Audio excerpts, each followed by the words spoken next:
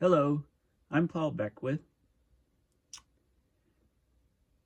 In the late 60s, early 70s, when computers started to be used a bit more often for simulations and models, there was some work done at MIT to try to look at all of the different parameters of humans on the planet, or not all of them, but the main ones like population, amount of non-renewable resources, pollution, etc., to try to come up with a model to see what would be actually the limits to growth, right? What would be the factor limiting the growth of humanity, the growth of civilization. And this work led to the publication of a book with the same name called Limits to Growth that was published in 1972 by the Club of Rome, a major environmental group at the time. So through the years, many of these predictions actually have been, they're not really predictions, but I mean, what they tried to do is look at the complex system dynamics and see, what was going to limit us. And they looked at all these different scenarios, and it turns out that the one that they called business as usual, or the standard scenario back in the late 60s, early 70s, that led to the publication of the book, are still have important things to tell us today, and they're still being updated with new empirical data.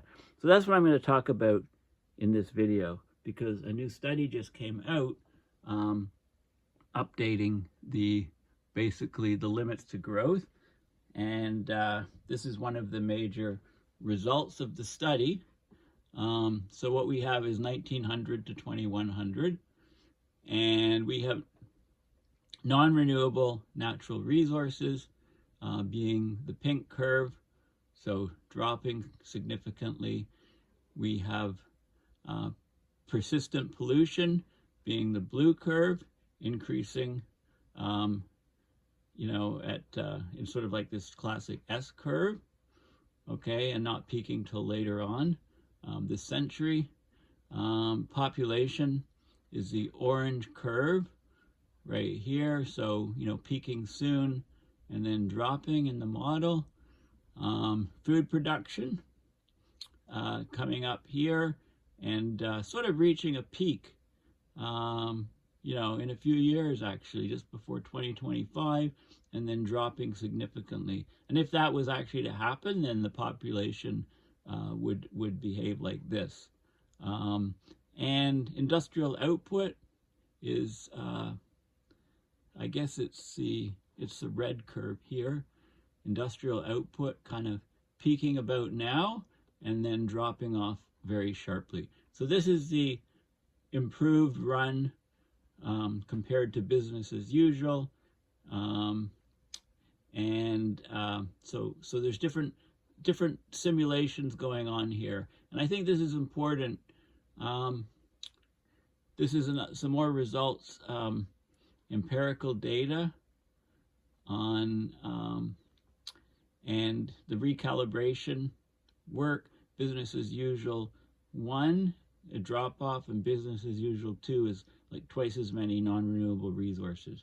So the peak still occurs, but it just comes a bit later. And then human welfare index is a fairly new variable in the study. And this is the empirical data. And then in the simulations, it shows that the human welfare index actually peaks and starts to drop very, very soon in this scenario. Okay, so this is the paper, and I'll talk about it a bit more. But first, I think I'll talk about, the original limits to growth. So this is a recalibration that was just published of the limits to growth, an update of the World 3 model. Okay, so what was the World 3 model? Well, before I go into this paper in more detail, this is the Limits to Growth, the book that was published in 1972. So the message of the book still holds today. The Earth's interlocking resources, the global system of nature in which we all live, probably cannot support present rates of economic and population growth much beyond the year 2100, if that long, even with advanced technology. So in the summer of 1970, an international team of researchers at MIT, the Massachusetts Institute of Technology, began to study the implications of continued worldwide growth. They looked at 5 basic factors that determine and in their interactions ultimately limit growth on the planet: population increase, agricultural production, non-renewable resource depletion, industrial output, and pollution generation. So the MIT team, they fed data on these 5 factors into a global computer model, right? And the reason why this was done then is we suddenly had access to more advanced computers, more advanced computer models therefore resulted. So they tested the behavior of the model under different sets of assumptions to determine alternative patterns for humankind's future. So the limits to growth is a non-technical report of their findings. The book contains a message of hope. Man can create a society in which he can live indefinitely on Earth if he imposes limits on himself and his production of material goods to achieve a state of global equilibrium with population and production in carefully selected balance. We know that that never happened, of course. Okay, so this is the Club of Rome book, The Original Limits to Growth. The book is, you can download the book in PDF form. Okay, it's free. 211 pages, and it's the original book. It's The Limits to Growth, a report for the Club of Rome's project on the predicament of, they say, mankind, of humankind. Let's just go to the, let's just go down to the book, The Limits of Growth. Let's look at the, so published in 1972, different project team, many people at MIT worked on this project, and then you can, read about, like, out of this meeting, basically this was the start of the Club of Rome. In April 1968, a group of 30 individuals from 10 countries, scientists, educators, economists, humanists, industrialists, national and international civil servants, gathered in the Accademia dei Lincei in Rome. They met at the instigation of this Italian industrial manager, economist, man of vision, to discuss a subject of staggering scope, the present and future predicament of man. So this is 1968. So out of this meeting grew the Club of Rome, an informal organization that's been aptly described as an invisible college. Okay, and the Club of Rome still exists. I go to meetings for the Ottawa version of the Club of Rome. Okay, and so the book, so these are the contents, basically. The nature of exponential growth, exponential growth fits in there, of course. The limits of exponential growth. So the limits to growth are because the growth is exponential. Growth in the world system, technology, and the limits of growth, the state of global equilibrium, can that be reached? Okay, so that's basically the book, and it's a very good read. It's got lots of figures and lots of good information, basically, back when simulations really started up. And to get an overall summary, if you don't have time to read the book, I highly recommend having a look at the book. Maybe if you don't, just start reading it, I think you'll probably get hooked. But the limits to growth, basically, this is a Wikipedia page for it. So it talks about, the purposes, how it came about, the methods that they use, the nature of the exponential growth, and so on. And it plotted an original standard run back then. And what this paper I just started talking about at the beginning of this video is an update to this sort of prediction. So the same sort of ideas apply. I mean, it's a material limitations. Okay, so let's go back to the recalibration. Here we go.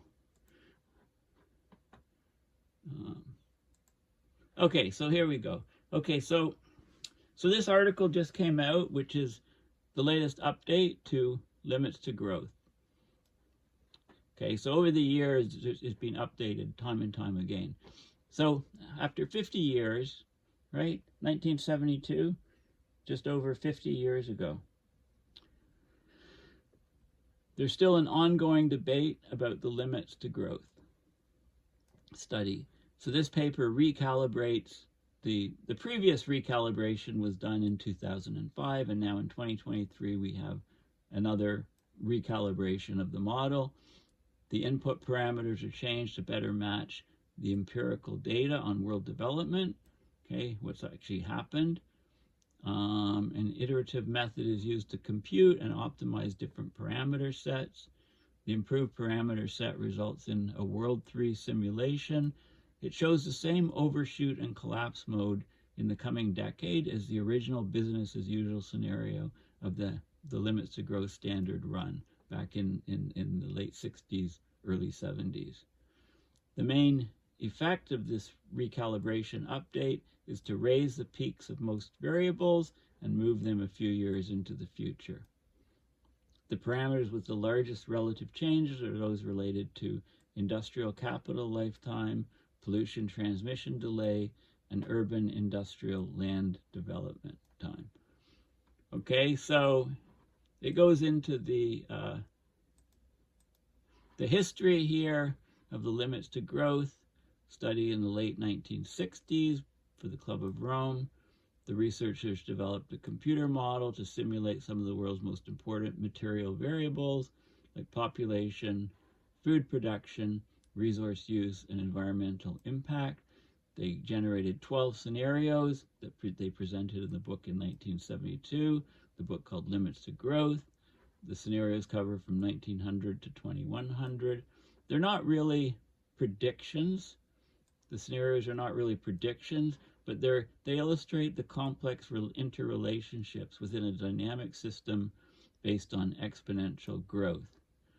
So the first and probably best known scenario is called the standard run, or the business as usual run, and it shows an exponential growth dynamic of the system, and it leads to overshoot and collapse triggered by the depletion of non-renewable resources. The other scenarios describe changes in the parameterization of the model. They have different assumptions about technological and societal developments. So there's a scenario called business as usual 2, where there's twice as many initial non-renewable resources, and recycling technologies are implemented in this scenario. So it doesn't change the overshoot and collapse, it just delays it. And the cause of the overshoot is excessive pollution, okay, in that scenario. There's a scenario, comprehensive technology, that assumes a very broad application of technological solutions. Pollution rates greatly reduce, crop yields greatly increase, resource efficiency set above all historical values, and the basic dynamics are different. So there's still exponential growth, but in that model, the population slows down, reaches a plateau, and collapse is postponed. Okay, there is a stabilized world scenario that modeled a future state in which world population, industrial production, and resource consumption reached a steady state, resulting in a sustainable balance between human society and the environment. Well, of course, that never happened, right? Okay, so, there's been lots of reviews, lots of criticism over the years. Talks about the motivations. I just want to go to the data. Yeah, so empirical data has been put into the newest model. So, for example, population data based, on the World Bank information, 2023, industrial output, measured in dollar equivalent per person per year, in limits to growth. But they're using an index of industrial pollution as a proxy. The pollution, they're using CO2, I believe. There's food per capita, pollution, non-renewable resources, service per capita, human welfare. There's a human is detailed by the Human Development Index. They call it the Human HWI, or Human Welfare Index. There's also ecological footprint in the model. So they've added a few different things, and they've done the recalibration of it, flow chart of what they do. But then, this is an error function, decreasing the error with iteration. I'm not going to go into all of the details, but basically we've got this state of the world plot is the main result. And what it's showing is that it's showing food production kind of peaking. That looks like about 2024 or so, and then it's dropping significantly. As a result, the global population peaks shortly after. It has it actually peaking, I don't know, very, very soon, within the next 10 years, and then starting to drop, probably based on, lack of food dropping is the biggest factor. Industrial output, peaking, very sharp peak, and then dropping fast. Persistent pollution, increasing, and with business as usual, peaking soon. Non-renewable natural resources, dropping, but not being the limiting factor. Okay, so the recalibration of limits to growth shows that we're pushing up against these hard limits, and we'll either, this decade, basically over the next decade. And I showed also the this is some information on the original business, empirical data, original business as usual 2, things kind of peaking, very, very soon. And this is a similar sort of thing for scenario comparison population. So that's population, and human welfare index also peaking.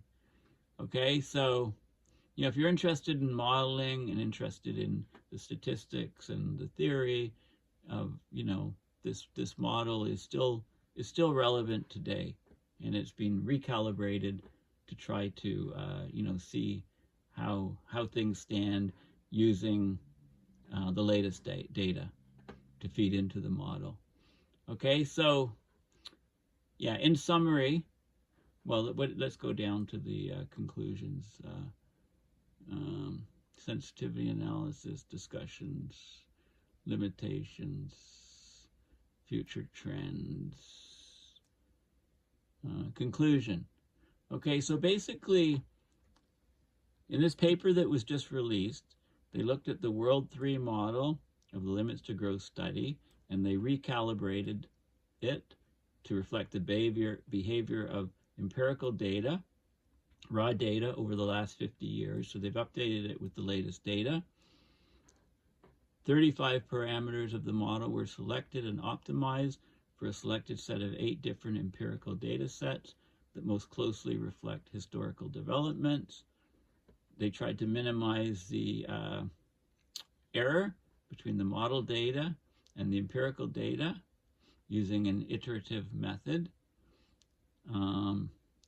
They generated a new scenario with the improved parameter set. And of the original 1972 limits to growth scenarios, the business as usual scenario matches these parameters and the evolution of the variables most closely. So they generated, the new scenario, Recalibration 2.3 for 2023. It reflects the overshoot and collapse mode due to resource scarcity. The peaks of certain variables are raised and partially shifted into the future. So it's basically that plot that I showed you. And we're basically far from a stabilized world scenario. as a society, we have to admit that despite 50 years of knowledge about the dynamics of the collapse of our life support systems, we have failed to initiate a systematic change to prevent this collapse. It is becoming increasingly clear that despite technological advances, the change needed to put us on a different trajectory will also require a change in belief systems, mindsets, and the way we organize our society. Okay, so it's all basically coming very, very close. I mean, these are the key plots. This is the main one showing, what the model, limits to growth model, the updated model using new data, and, adding some different parameters. It shows us peaking very, very quickly. Okay, so thanks for listening. Please go to my website, paulbeckwith.net, and donate to my PayPal account to support my research and videos as I connect the dots on abrupt climate system change. And of course, this is open source, this paper, so please have a look. And if you're not familiar with the Limits to Growth book, I read it years ago. I'm going to leave it open on my computer and read it quickly because it's very relevant to what's happening today. You can't have unlimited growth. You can't have exponential growth forever on a finite planet. So thanks again for listening, and bye for now.